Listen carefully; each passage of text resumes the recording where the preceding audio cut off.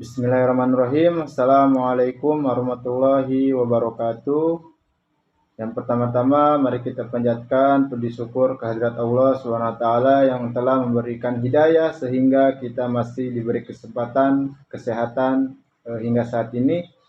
Salawat serta salam terlupa juga kita curahkan kepada junjungan Nabi besar kita Nabi Muhammad SAW. Karena atas perjuangan beliaulah kita masih bisa menikmati indahnya Islam hingga saat ini. Oke, nama saya Muhammad Bahtiar. Di sini saya akan menjelaskan mengenai perkembangan teknologi dan perubahan tren di masyarakat. Oke,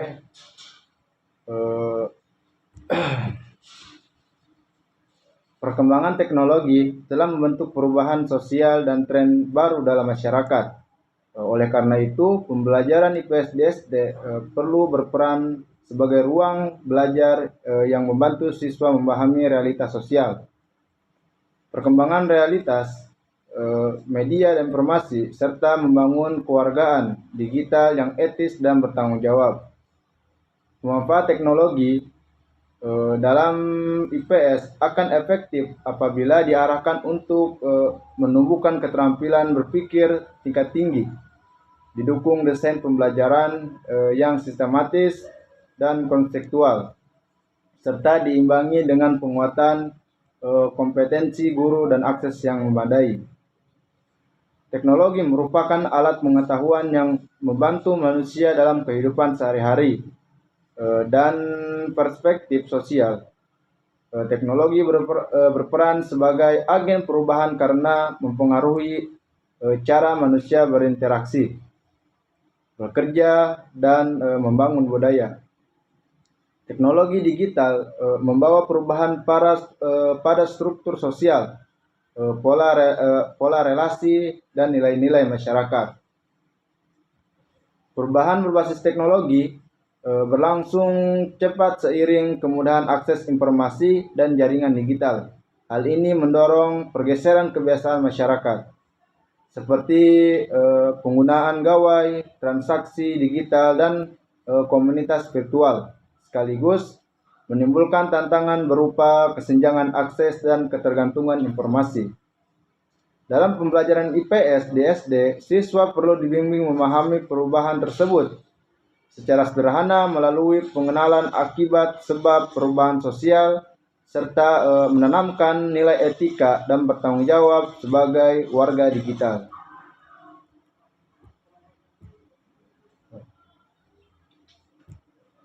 Pertama itu teknologi sebagai agen perubahan sosial. Teknologi merupakan seperangkat alat atau sistem dan pengetahuan digunakan manusia untuk memecahkan masalah dan meningkatkan kualitas hidup. Dalam perspektif sosial, teknologi tidak hanya berfungsi sebagai alat netral, tetapi berperan sebagai agen perubahan sosial karena membentuk cara manusia berinteraksi, mengorganisasi kegiatan ekonomi, serta membangun budaya. Masuknya teknologi digital mempengaruhi struktur sosial, seperti pola pekerjaan dan pembagian peran, pola relasi melalui komunikasi daring dan komunitas virtual, serta nilai-nilai masyarakat terkait gaya hidup dan konsumsi informasi. Setelah itu, perubahan tren masyarakat di era digital. Perubahan teknologi digital melahirkan berbagai tren masyarakat yang dampak dalam pola komunikasi, ekonomi, dan budaya. Komunikasi menjadi semakin cepat, singkat, dan visual melalui pesan emoji, video pendek, meskipun berisiko menimbulkan kesalahpahaman. Aktivitas ekonomi, masyarakat juga bergeser ke arah berbelanja daring atau berbelanja online, pembayaran non-tunai, dan pekerjaan berbasis platform yang mengubah cara masyarakat memenuhi kebutuhannya. Selain itu, pembentukan opini publik berlangsung sangat cepat melalui media sosial. meskipun tidak selalu didukung oleh informasi yang benar. Anak-anak menjadi kelompok dan rentan terpapar informasi tanpa verifikasi. Budaya populer digital seperti game online dan tantangan viral turut mempengaruhi gaya hidup dan identitas anak. Dalam pembelajaran di SD, tren ini juga dianalisis secara edukatif dengan menimbang manfaat, resiko, serta nilai sosial yang perlu dijaga, sehingga siswa terbiasa berpikir kritis terhadap fenomena sosial. Selain itu, literasi media informasi dan kewargaan digital untuk siswa di SD. Literasi media dan informasi menekankan kemampuan mengakses, mengevaluasi, menggunakan, serta memproduksi informasi secara kritis dan bertanggung jawab. Pada jenjang SD, literasi ini perlu diturunkan menjadi kebiasaan sederhana, seperti mengenali sumber informasi, membedakan fakta dan opini, memahami tujuan pesan, serta menerapkan etika digital dalam berkomunikasi. Setelah itu, implikasi bagi pembelajaran IPS di SD, desain pembelajaran berbasis teknologi dan HOTS. Agar relevan dengan perubahan teknologi dan tren masyarakat, pembelajaran IPS di SD perlu dirancang secara konseptual, bermakna, dan mendorong keterampilan berpikir tingkat tinggi atau HOTS. Siswa tidak hanya mengingat dan memahami materi, tetapi juga dilatih menganalisis dampak sosial, mengevaluasi informasi, dan menciptakan karya sederhana berbasis teknologi.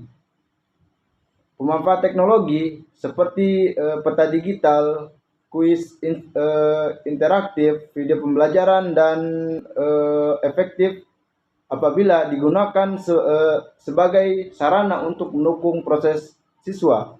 Namun, implementasi teknologi perlu dilakukan secara bertahap dan realistis dengan mempertimbangkan kesiapan guru, ketersediaan waktu, dan fasilitas sekolah.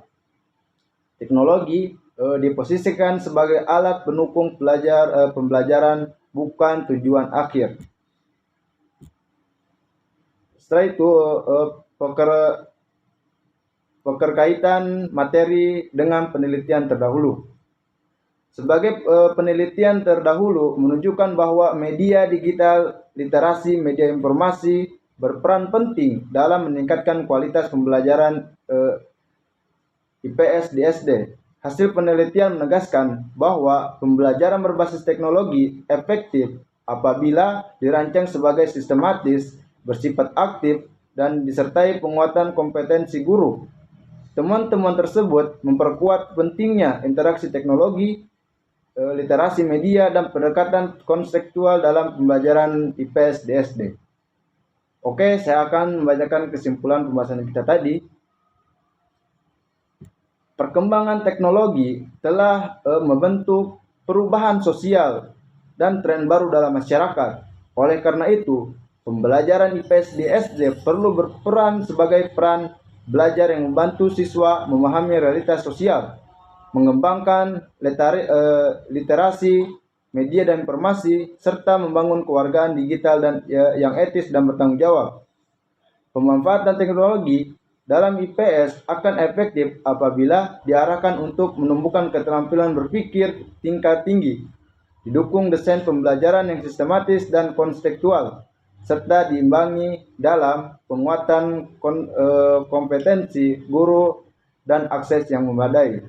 Oke, mungkin itu saja dari saya. Kurang dan lebihnya mohon dimaafkan. Wassalamualaikum warahmatullahi wabarakatuh.